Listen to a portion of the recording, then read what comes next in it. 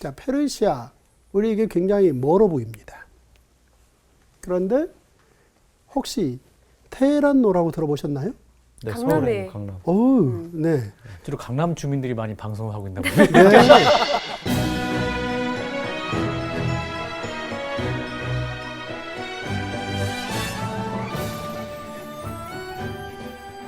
이 테헤란이 이란의 수도인 거 아시죠? 모르셨나요? 아, 그렇군요. 네. 근데 저는 이- 왜 강남에 테헤란로가 있나 했는데. 저는 심지어 페르시아가 이란이라는 얘기도 지금 깜짝 네, 놀랐어요. 1935년까지 페르시아라는 이름을 써오다가 1935년에 이슬람 이란 공화국으로 그때 이름이 바뀌었죠. 그 전에는 이제 페르시아라는 페르시아. 이름이었고요.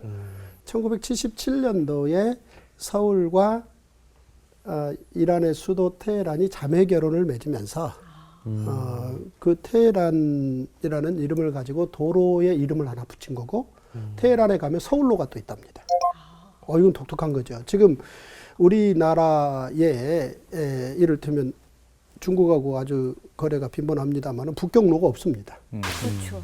그런가 하면 미국하고도 가까이 지냅니다만 워싱턴로가 없죠. 네. 그러게요. 또 LA에 우리 한인들이 150만 명이 살고 있는데 LA로도 서울이 없습니다. 그러니까 도로 이름을 하나 붙이면 이게 오래 갈 텐데 이 테헤란로가 우리 서울 강남의 도로 이름으로 있다는 얘기는 갑자기 이란과 페르시아와 굉장히 가깝다는 느낌이 들잖아요. 그렇죠. 네. 자, 그런데 이 페르시아라는 나라에서 사실은 또 우리가 가깝게 느껴지는 사람 중에 한 사람이 다니엘입니다. 다니엘이 사자굴에 들어갔죠? 네. 왜 들어갔죠? 절하지 말라고. 네, 네, 하루 네, 3번 기도하는 걸 기도하지 금했는데 네, 다니엘이 네, 네. 그걸 어기지 네. 않고. 사실은 음모로 들어간 네. 거죠. 다니엘하고 페르시아 왕하고. 친하니까. 지금도 사이가 좋은데 더 1인자와 2인자의 더 신뢰관계 사이로 갈 것 같죠? 그러니 아무래도 권력의 파이가 자기들에게 적어질 것 같으니까 그들이 이 위기를 음모로 돌파하기 위한 계획을 세웠죠. 다니엘은 이것저것 다 바꿔도 하루에 3번씩 예루살렘을 바라보고 기도하는 건 절대 바꾸지 않는다. 않을 거라는 거. 이 절대가 전제됩니다. 이게 이제 음모의 한 축입니다. 음모를 사용하는 또 한 축은요. 페르시아 왕이 메대와 파사의 규례를 기반으로 도장을 찍으면 절대 못 바꿉니다. 이 두 가지 절대를 묶어서 음모를 만든. 이걸 묶어서 이를테면 다니엘도 죽이고 왕도 이번에 날개를 꺾어 놓겠다. 이게 이제 페르시아 고위 관리들이 짠 음모의 프레임입니다. 그리고 그게 갇혀버리죠. 여기에서 이제 메대 파사 규례가 나옵니다. 그러니까 누구든지 왕외에 어떤 신에게나 사람에게나 무엇을 하면 사자굴에 던져 넣기로 하자. 그리고 원하건대 금령을 세우시고 그 조서에 왕의 도장을 찍는다. 왕이 도장을 찍으면 메대와 바사에 고치지 않는 규례를 결정하는 겁니다. 절대 못 고치는 겁니다. 여기에서 이제 메대, 바사, 여기에는 이제 메디아와 페르시아입니다. 이것을 묶어놓고 이걸 하나의 움직일 수 없는 규례로 만든 거죠. 자, 이러면서 이제 메디아는 뭐고 페르시아는 뭐냐라는 질문으로 이어집니다. 한마디로 메디아와 페르시아는 도시국가입니다.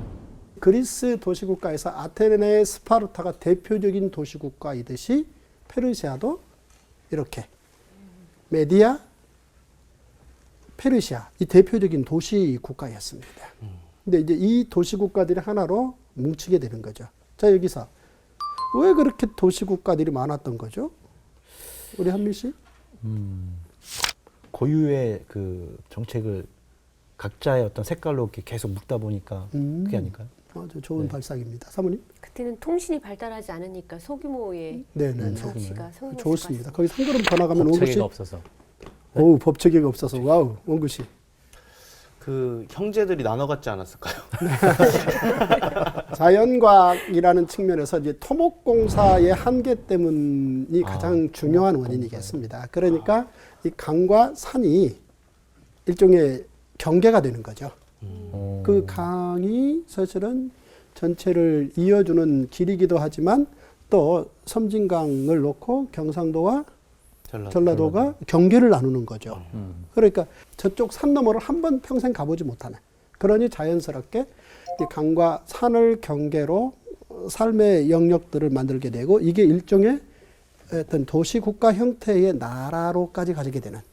그래서 성경에도 보면 여호수아가 가나안에 갔을 때 7족속인데 총 나라는 몇 개였죠? 왕들이 몇 명 왕들이었습니까? 31명의 왕들이었다고 나옵니다. 이 가나안 7족이 31개의 도시국가를 그 이상 가지고 있었다라는 얘기가 되겠습니다. 자, 그런데 다시 페르시아로 와서요. 이 페르시아의 이 도시국가들이요. 사실은 굉장히 나름대로 오래 시작되었습니다. 그러니까 시작은 BC 약 한 3000년대니까요.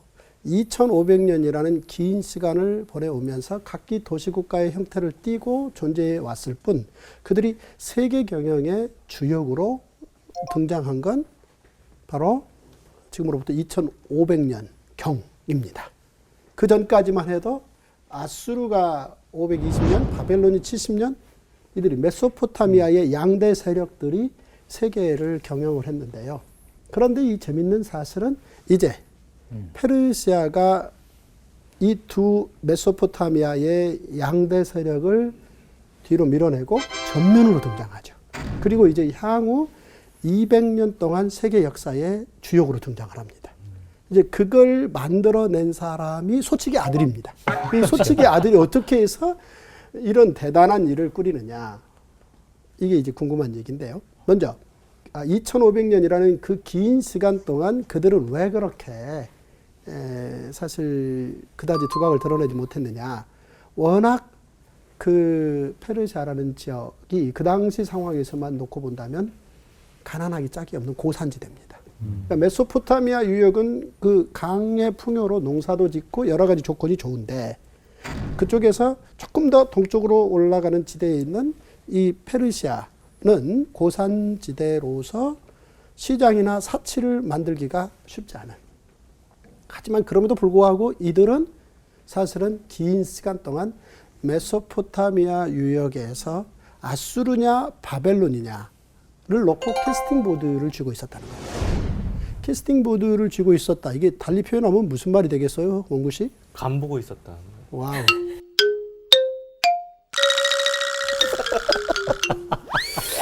그걸 쉽게 우리말로 바꾸면 어떤 얘기가 되겠습니까? 그들이 뭐였다는 겁니까? 갑. 네, 균형추였다는 겁니다. 균형. 네.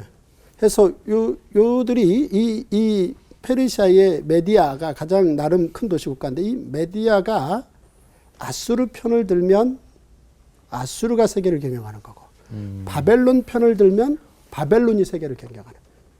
그래서 사실은 그 바벨론의 느부갓네살이 메디아와 손을 잡고 아수르의 아주 핵심 도시인 하란을 치고 들어갈 때 아수르 쪽에서는 깜짝 놀라요. 지금까지 자기들 편이었는데 저쪽으로 건너가 버린 거죠. 그러니까 느부갓네살이 사실은 메디아라는 도시국가를 자기 편 만드는데 성공했다. 그래서 바벨론 제국이 등장했다. 이렇게 보시면 되겠는데요. 늘 이렇게 메디아와 페르시아는 균형추 역할을 하다가 확 달라져 버린 사건이 발생했다는 겁니다. 자, 여기에 이제 메디아의 왕 아스티아게스 왕의 꿈 이야기가 나옵니다. 어느 날 이 아스티아게스 왕이 꿈을 꿨는데 자기 딸 만다네에게서 소변이 나왔는데 온 아시아를 물로 덮어버렸습니다. 심상치 않다 생각한 이 아스티아게스 왕은 이 꿈을 해몽해 줄 수 있는 마고스들이라 그러는데요. 이들은 이제 사제들이기도 하고 일종의 이제 정치에 관여하는 자들입니다. 이들을 불러서 그 꿈 해몽을 부탁했습니다. 그랬더니 왕의 딸 만다네가 너무 정치적으로 위험한 인물이 될 거라는 겁니다. 그래서 자기 딸을 페르시아에 앞으로 별 가능성 없어 보이는 청년과 결혼시켰다는 겁니다. 자, 이러고 나서 시간을 보냈는데 또 한 번 꿈을 꿨는데 이번에 또 딸에게서 넝쿨이 나와서 온 상하샤를 다 뒤집어 버린 거예요. 자, 이 문제를 놓고 이제 고민하다가 꿈의 해몽을 내놓았는데 나온 내용이 왕의 딸 만다레가 외손주를 낳았는데 그 외손주가 위험할 거라는 겁니다. 그러니 이걸 죽이는 게 좋겠다 라고 이제 왕이 결정을 합니다. 자, 사실은 자기 외손주를 죽인다, 이게 결코 쉬운 일이 아닙니다. 만약에 소문나면 어떻게 되는 거죠? 천하의 나쁜 아, 그렇죠. 이건 있을 수 없는 거죠. 따라서 정치적인 위험한 싹을 미리 잘라야 되겠지만 이건 결코 어떤 누구도 알아서는 안 되는. 안 돼. 그러니까 밤에 미리 쥐도 모르고 낮에 새도 새도 모르게 싹 해야 될 일입니다. 그래서 이 일을 해줄 적임자를 친구 겸 신하인 하르파고스에게 부탁합니다. 자기 외손주 좀 죽여달라 해서 이제 이 하르파고스는 왕의 외손주를 죽이기 위해서 자기가 직접 할 수 없으니까 자기가 신뢰하는 소치기에게 그 일을 맡깁니다. 그래 그 소치기가 왕의 외손주를 죽이려고 데려옵니다. 데려와서 죽이려고 하는데 마치 그 무렵 소치기 아내가 아이를 낳았는데 죽었습니다. 그리고 소치기 아내가 소치기 남편에게 부탁합니다. 여보, 우리 이 죽은 아이를 왕의 외손주라 묻고 이 아이를 우리 아이로 키웁시다. 그래서 둘이 합의를 합니다. 그래서 왕의 외손주는 소치기 아들로 10년을 자랍니다. 그 소치기 아들로 자라게 된 이 왕의 외손주는 10살쯤 되었을 때 동네 친구들하고 놀이를 해요. 놀이를 하는데 그 놀이 중에 하나가 왕놀이입니다. 원구 씨 왕게임 해봤어요? 네. 제가 하는 왕게임이 아니죠. 그 근데. 대통령 게임 같은 거 해봤나요? 가위바위보 해서 이기면 올라가는 거 이렇게. 아니요, 저는 그 시대가 좀 1번, 다르군요. 2번. 네. 놀이가 왕 게임입니다. 근데 순번에 따라서 이 소치기 아들이 왕이 되었는데요. 그 놀이상의 왕이 된 이 소치기 10살 먹은 아들이 첫째, 명령을 정확하게 내리고 그리고 보고를 받게 하고 그 명령을 어기면 거기에 엄벌을 하게 되고. 자, 그래서 매질을 당한 아이가 울고 집에 갔습니다. 문제는 그 아이 아버지가 메디나에서 너무나 높은 귀족이시군요. 귀족의 잘못 건드렸네. 예, 아이라는 겁니다. 그 아이가 가서 울었고 이제 놀다 맞은 거죠. 이 귀족이 야, 너 왜 맞았느냐? 그래서 이야기를 자초지종을 들어봤는데 맞을만 하니까 자기 아들이 맞은 거예요. 이게 문제는 그 놀이상이었긴 해도 그 왕이 소치기 아들이라는 게 화가 난 거죠. 그래서 이걸 사회적 어떤 기강문란 차원으로 메디나의 왕 아스테아게스에게 이 얘기를 건넸습니다. 왕이시여, 이래서야 되겠습니까? 아스테아게스 왕 입장에서는 되게 재밌잖아요.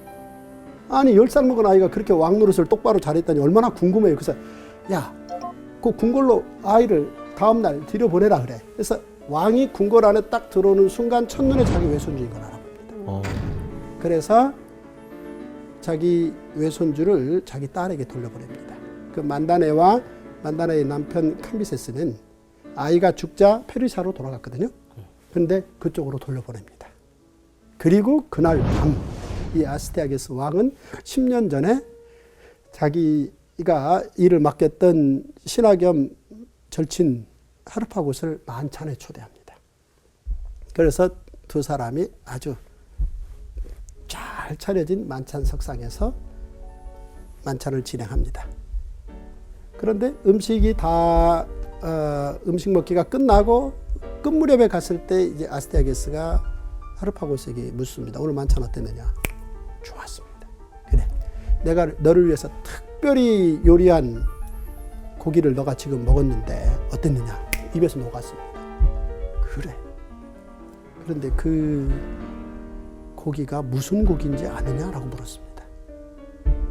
근데 사실은 왕의 절친 정도 되면은 메디아에서 그렇게 고관이니 못 먹어본 고기 맛이 없을 거 아니겠습니까? 그런데 전혀 그 육즙이 뭔지를 느낄 수가 없었습니다. 그래서 잘 모르겠습니다. 그런데 대체 그 맛있는 고기는 어떤 고기였습니까? 그러자 아스티아게스 왕이 친구에게 네 아들 살점이다 이렇게. 어떡해. 그러니까 아들을 죽여서 요리를 해서 먹여버린 거죠. 근데 거기에서 하르파고스가 어떡해 라고 반응 보이면 어떻게 되죠? 만약에 죽겠죠. 네네네. 죽겠죠. 본인도 요리가 될 수 있어요. 본인도 이제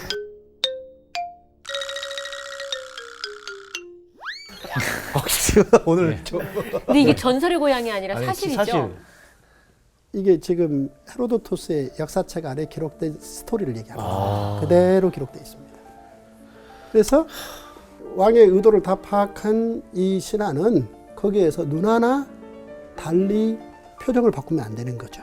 그래서 오늘 만찬 참 즐거웠습니다 하고 그 자리를 나옵니다. 나오고 이제 그때부터 사실은 이 두 친구는 절친이었는데 그 만찬이 결별 만찬인 거죠. 이 신하는 끊임없이 철저하게 반란을 준비합니다. 그래서 모든 준비 다 끝내는 겁니다. 그러다가 이 하르파고스에게 좋은 기회가 주어지는데요. 사냥꾼의 도움을 받기로 한 겁니다.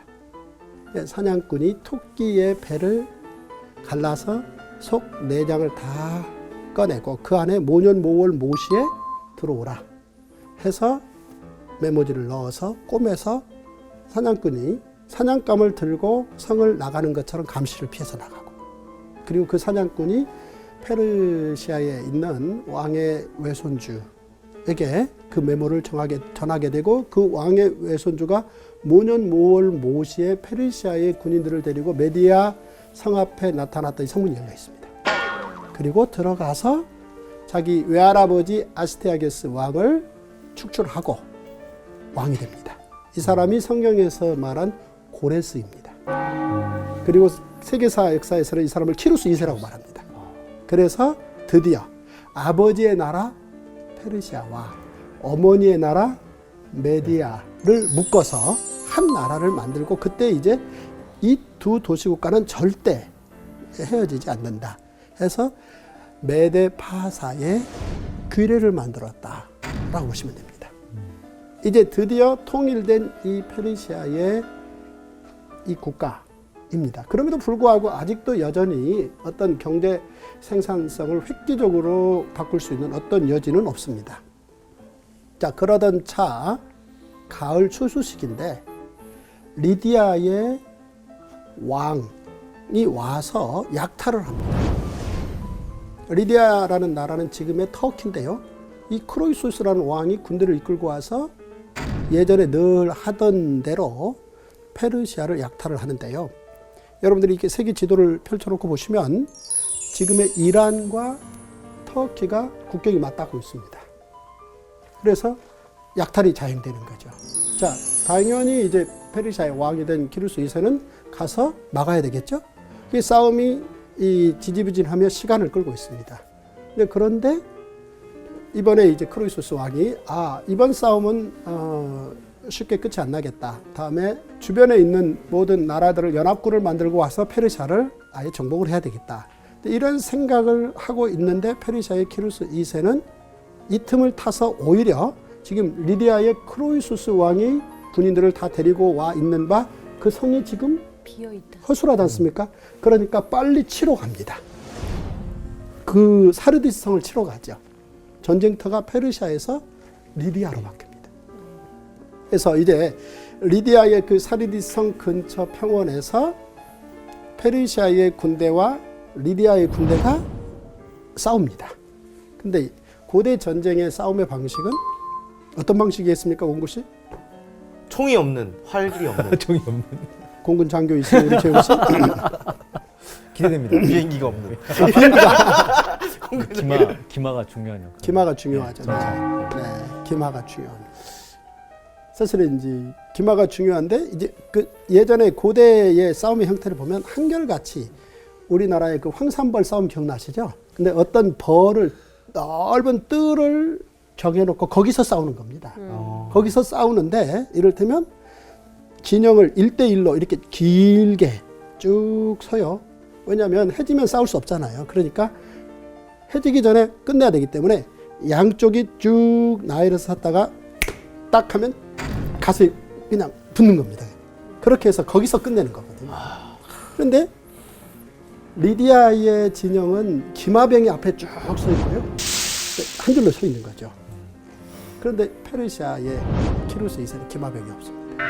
왜냐하면 기마병을 하나를 둔다라는 것은 지금으로 따지면 탱크 한 대입니다. 그러니 탱크는 누가 가져요? 그게 쉽지가 않습니다. 그러다 보니까 페르시아의 키루스 2세 입장에서는 이 사르디스 성의 빈틈을 노리려고 왔다가 저들의 기마병 공격에 이들은 다 사실은 사라지게 돼 있습니다. 너무 급한 나머지 페르시아의 키루스 2세는 그 먼 길을 가면서 싣고 갔던 낙타들을 짐을 풀어놓고 낙타들을 앞에 쭉 세워놓고 그 뒤에 보병과 창병들을 세운 거예요. 이 장면, 리디아는 기마병, 페르시아는 낙타. 이게 가장 진짜 전쟁 상황에서의 개그입니다. 이게. 왜냐하면 지금으로 따지면 저쪽은 탱크 부대가 쭉 한 줄로 이를테면 100대가 딱 준비하고 있는데 그 탱크 부대를 막는 저쪽 진영은 뭐를 세웠다는 겁니까? 덤프트럭. 덤프트럭. 수송차로 딱 버티고. 와우.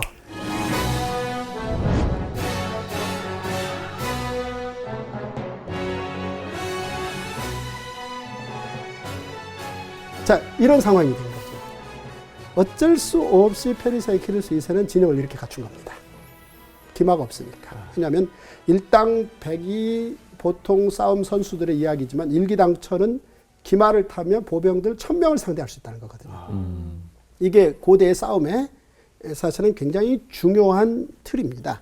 자, 이런 상황에서 결국은 페르시아 진영은 이제 거의 죽기 직전 상황이잖아요. 네. 그런데 기마병들이 즐겁게 뛰어오죠. 왜냐하면 상대가 상대인지라 사실 칼을 제대로 휘두를 필요도 없잖아요. 오는데 갑자기 모든 기마들이 어느 일정선에서 동시에 멈추면서 말들이 더 이상 전진하지 않고 거기서 날뛰기 시작합니다. 급한 일이 생긴 거죠. 한두 말도 아니고 모든 말이. 알고 봤더니 말들이 낙타 냄새를 무척 싫어한답니다. 그래서 더 이상 가기 싫은 거죠, 말들이.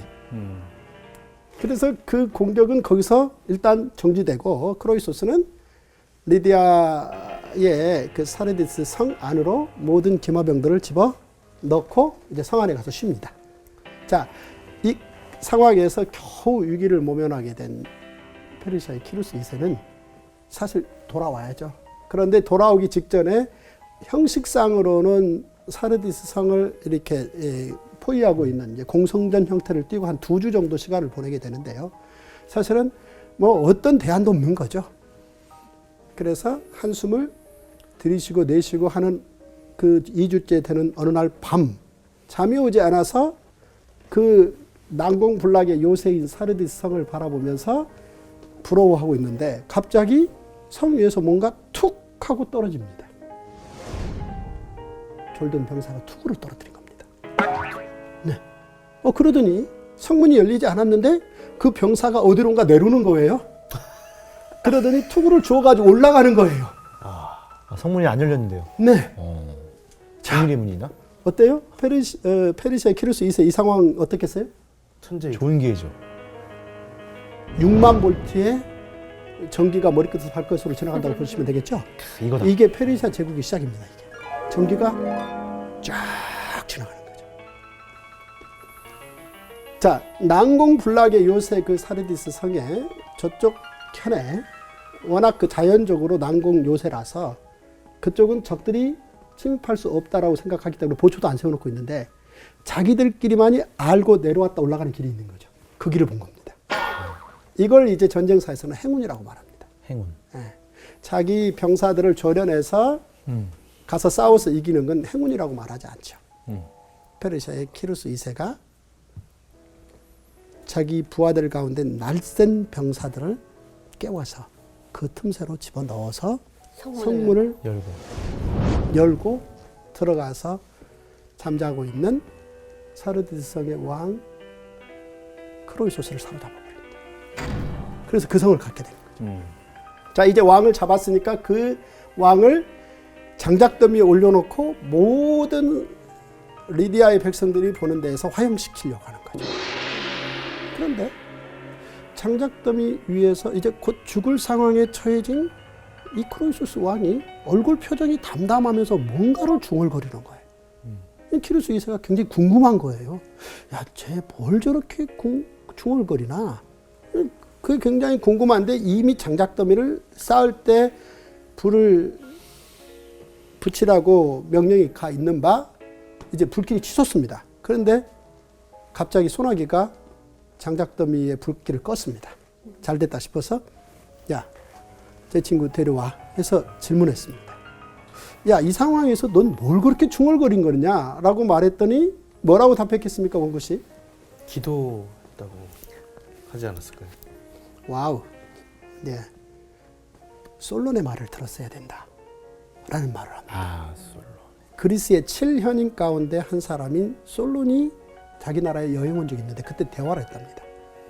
그때 이제 이 크로이소스가 솔론에게 당신이 수많은 나라를 여행하면서 바라본 수많은 사람들 가운데 가장 행복한 사람은 누구냐고 물었던 거죠.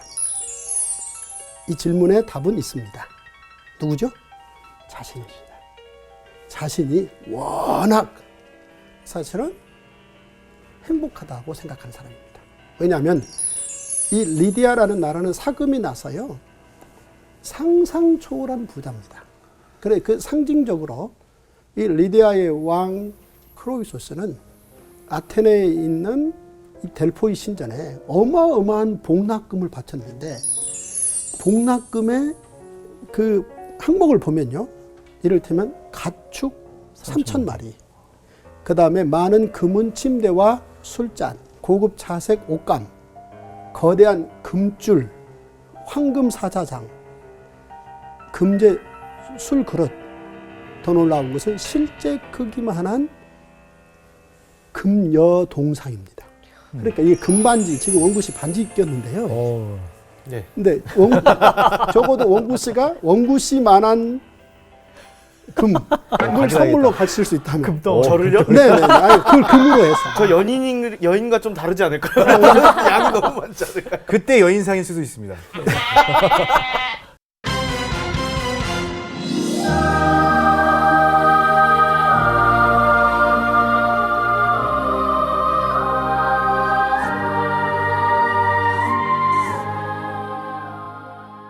자, 이 크로이소스가 그 델포이 신전으로부터 신탁을 받기 위해서 이 정도 복납금을 바친다. 어때요? 야, 어마어마하네. 이 정도 돈 내는 사람은요, 사실은 그 에게 근처에 있는 그 수많은 도시 국가들 가운데서 누가 봐도 와우 이런 사람이에요. 그러니 솔론에게 누가 가장 행복해 보입니까? 라고 질문했을 때 솔론이 바로 유. 이럴 거라고 짐작을 했는데 솔론이 답하기를 자기 나라에 어느 효자 둘을 둔 과부가 가장 행복해 보였다는 거예요. 그건 무슨 얘기인 거니? 그 당시 이제 올림픽 제전이 열리는데 그 효자 둘이 어머니를 그 올림픽 제전을 구경시키려고 수레에 싣고 늦지 않게 가려고 땀을 뻘뻘 흘리면서 뛰어가는 거예요. 그 엄마를 싣고 어머니에게 보게 하려. 그 어머니가 가장 행복해 보인다. 라고 얘기를 한 거죠. 좋아. 거기까지는 양보할 수 있어. 그러면 두 번째 누구냐? 다른 사람 얘기하는. 세 번째 누구냐? 또 다른 사람 얘기하는. 거기까지 밀렸다 싶은 이 크로이소스가 야, 난 라고 대놓고 물었더니 솔론이 하는 말. 지킬 걸 끝까지 지키는 사람이 행복한 사람이죠. 이 한마디를 남기고 떠났다는 겁니다. 자, 이렇게 갑자기 잡혀서 장작더미에 올려지고 보니 그 말의 가치를 이제 파악했다. 라고 크로이소스가 얘기를 하는 거죠. 이 얘기를 듣고 있던 키루스 2세가 야, 우리 친구 먹으면 안 될까? 그러면서 옆구리 툭 칩니다. 나 너 죽이고 싶지 않아. 그래서 이제 두 사람이 친구가 됩니다. 그래서 아주 오랫동안 친구가 되고 이후에 보면은 이 키루스 2세가 자기 아들 캄비세스입니다. 이제 이 캄비세스에게 자기가 죽으면서 이 크로이소스를 극진하게 아버지 친구로 대하라. 그래서 이후에도 보면은 키루스 2세의 아들 캄비세스가 끝까지 크로이소스를 존중하는 이 둘이 친구가 됩니다. 자, 드디어 관례에 따라서 그 병사들이 사르디스 성을 약탈하기 시작합니다. 왜냐하면 항복하게 되면은 약탈은 하지 않습니다. 그러니까 군인들을 데리고 가서 먼저 뭘 얘기하겠습니까? 항복해라 그러겠죠? 그러면 항복하면 대체적으로 조건이 두 가지가 붙습니다. 하나는 군인들 죽이지 않는다. 또 하나는 이를테면 여인들 건드리지 않는다. 이게 대체적으로 항복의 조건이죠. 물질은 다 가져가는 겁니다. 근데 만약에 저항한다. 그런 경우는 이제 그 저항했던 모든 군인들은 어떻게 되는 겁니까? 당연히 대가를 지불해야죠. 죽이는 겁니다. 그 다음에 이제 그 성 안에서 수많은 폭행들이 이루어지는 거고요. 그리고 그러면서 성 안에 있는 모든 좋은 것들은 다 약탈해 가는 겁니다. 그래서 공성전으로 가는 경우, 공성전은 막으려고 하고 공격하려고 하고 이걸 공성전이라 그러는데 결국 공성전을 해서 최종적으로 공격하는 쪽이 이기게 되면 공격하면서 많은 피해도 있었고 어려움도 있었지 않습니까? 자, 이런 걸 보상도 해줘야 되고 자기 병사들에게 그리고 저항했던 곳에 본보기를 보여줘야 되는 거 아니겠습니까? 해서 공식적으로 공성전을 이기게 되면은 바로 이제 그 싸움을 이긴 왕이나 총사령관은 자기 병사들에게 3일 혹은 길게는 2주 정도 약탈 명령을 공식적으로 드립니다. 그래서 그 기간에 들어가서 다 초토화시켜버리는 겁니다. 이게 이제 사실은 거슬러 올라가 보면 예레미야가 바벨론이 포위하고 있을 때 시드기야 왕에게 뭐 하라고 설득한 이유입니까? 항복하라고. 이걸 막기 위해서. 왜냐하면 그때 이제 저항했기 때문에 남자들도 죽고 엄마들도 죽었기 때문에 어린 아이가 어머니의 젖을 빠는데 젖에서 피가 나오는. 그리고 이제 그걸 해결할 수 있는 어떤 시스템은 붕괴되어 있는. 자, 이런 걸 막고 싶었던 거죠. 자, 페르시아의 키루스의 군대가 바로 리디아 성을 약탈을 하는데 이번에는 이제 친구가 된 크로이소스가 친구 키루스 2세 옆구리를 툭 찌르면서 어이, 넌 네가 네 걸 약탈하니? 이렇게 말을 건넸습니다. 그러자 야, 내가 10살 때까지 소치기 아들로 자랐잖아. 가방끈이 좀 짧아서 그러는데 알아듣게 얘기해. 라고 얘기했겠죠? 그랬더니 내가 너에게 이미 협조하기로 했고 그리고 공성전에서 큰 피해도 없었는데 지금 약탈해서 이 사르디스 성 전체를 이렇게 다 부셔서 갖는 건 네가 네 걸 약탈하는 거지. 이 말을 빨리 알아듣습니다. 키루스 2세가. 그리고 서둘러서 스톱! 약탈 정지! 하고 그대로 보호하면서 갖는다. 이렇게 되는 거죠. 해서 이제 사르디스 성의 전체 모든 백성들은 이전의 왕 크로이소스에게 냈던 세금만큼만 내고 페르시아의 보호를 받는 거죠. 이게 이제 페르시아가 점령한 지역의 민족들을 어떻게 통치하는지 통치의 새 시스템이 시작된 거다. 이렇게 보시면 되겠습니다. 이렇게 해서 페르시아의 키루스 2세가 사르디성을 갖게 되므로 이제 드디어 여기에서 막강한 힘을 가진 페르시아는 이 힘을 가지고 그 당시 70년째 세계를 지배하고 있던 바벨론 성 앞으로 간 겁니다. 그리고 바벨론 성 앞에 갔는데 지난 시간에 우리가 살폈습니다마는 바벨론 성문이 또 열려 있는 거죠. 들어가서 공성전에서 아군이나 적군의 피해 상황 없이 그 바벨론 성을 갖게 되는 것이고 그 바벨론 성 쪽에서는 페르시아를 해방자로 맞이한 거죠. 그래서 이 페르시아의 왕 키루스 2세는 드디어 그 거대한 바벨론 성을 가지게 된 거죠. 해서 이제 해방자가 되었으니 적어도 바벨론에 협조했던 수많은 사람들 오히려 이제 다 돌아가게 하는. 그러면서 이제 아수르의 어떤 세계 지배 정책과 그 다음 바벨론의 세계 지배 정책과는 다른 또 다른 세계 질서를 유지하기 위한 방법이 생겼으니 이제 바벨론이 끌어왔던 그들을 돌려주면서 가서 종교와 문화 활성화를 기반으로 경제적인 삶을 만드는, 그러면서 이걸 지원하는 선에서 어떤 정치적인 측면에서 독립이나 반란은 삼가해주는 이 지방화 정책이 바탕이 되었다라고 보시면 되겠습니다. 이 단적인 표현을 이제 이렇게 표현해놨습니다. 바사의 고레스 왕 원년에 여호와께서 예레미야의 입으로 하신 말씀을 이루려고 여호와께서 바사 왕 고레스 마음을 감동시키심에 그가 온 나라에 공포도 하고 조소도 내려 하늘의 신 여호와께서 세상 만국을 내게 주셨고 그의 백성된 자는 다 올라가라. 이건 유대인들에게 쓴 조서이고 다른 민족에게는 또 거기에 걸맞게 맞는 형식을 취했겠죠. 이렇게 함으로 이제 이 페르시아의 왕 키루스 2세가 새로운 정복자가 아닌 온 세상의 해방자로 등장을 하는, 이렇게 해서 페르시아 제국이 드디어 황금의 제국의 길을 여는, 여기까지 말씀을 드렸습니다. 자, 메디아의 성이 안에서 열렸죠? 하루아침에. 그런가 하면 사르디스 성이 투구와 함께 날아가 버리는, 이 바벨론 성이 한순간에 사라져버리는. 자, 푸른 마르고 꽃은 시드나. 자, 이렇게 되는 거죠. 참새 2마리가 한 아시리온에 팔리지만 하늘의 아버지께서 허락하지 아니하시면 참새 한 마리도 땅에 떨어지지 않는다. 하는 이야기. 자, 이 역사 이야기 아니겠습니까? 그런가 하면은 여호와께서 집을 짓지 아니하시면 짓는 자의 수고가 헛되고 여호와께서 성을 지키지 아니하시면 파수꾼의 경성함이 허사다라는 거. 우리가 이렇게 성경에 이 제국 등장의 이야기를 놓고 이제 이런 걸 살펴보게 되는 것이죠. 이제 다음 시간에 페르시아 이야기, 아주 재밌는 이야기를 계속 이어갈 수 있도록 하겠습니다.